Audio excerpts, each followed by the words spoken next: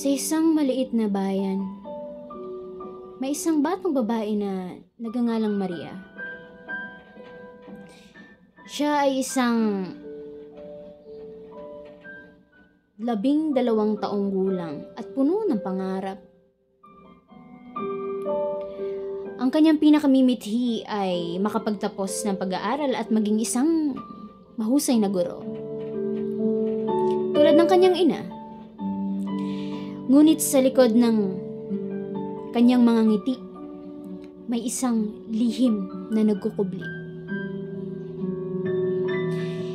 Isang araw, habang nag-aaral siya sa ilalim ng isang puno, natanggap niya ang balita na ang kanyang ina ay may malubhang karamdaman. Ang sakit na ito ay hindi na kaya pang gamutin. Sa kabila ng sakit, patuloy na nag-aral si Maria. Umasa na makikita pa rin ng kanyang ina ang kanyang mga tagumpay. Habang lumilipas ang mga araw, unti-unting humina ang kanyang ina.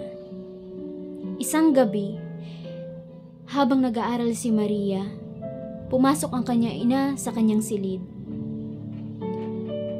Sa mahina at nanginginig na boses, sinabi ng kanyang ina, "Maria, mahalin mo ang iyong sarili. Huwag kang makalimot sa iyong mga pangarap."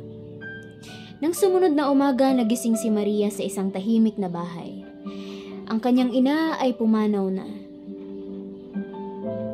Ang sakit sa kanyang puso ay hindi maipaliwanag.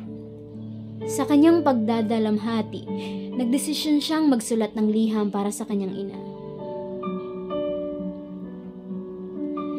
Sinabi niya sa liham ang lahat ng kanyang mga pangarap at ang mga bagay na nais niyang ipakita sa kanya. Makatapos ang ilang linggo, nagdesisyon si Maria na ipasa ang kanyang liham sa hangin. Umaasang marinig ito ng kanyang ina. Habang ang liham ay lumilipad, siya ay umiyak. "Mahal na ina, hindi kita kayang kalimutan. Patuloy akong mangangarap para sa iyo." Sa kabila ng sakit at lungkot, nagpatuloy si Maria sa kanyang pag-aaral. Sa kanyang pagtatapos, siya ay umakyat sa entablado, hawak ang kanyang diploma. Sa kanyang puso, alam niyang kasama niya ang kanyang ina sa bawat hakbang. Ngunit sa likod ng ngiti, ang kanyang puso ay puno ng lungkot. Ang kanyang ina ay wala na. Ngunit ang alaala nito ay mananatili sa kanya magpakailanman.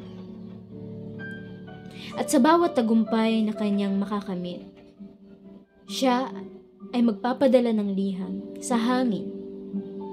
Umaasang maririnig ito ng kanyang mahal na ina.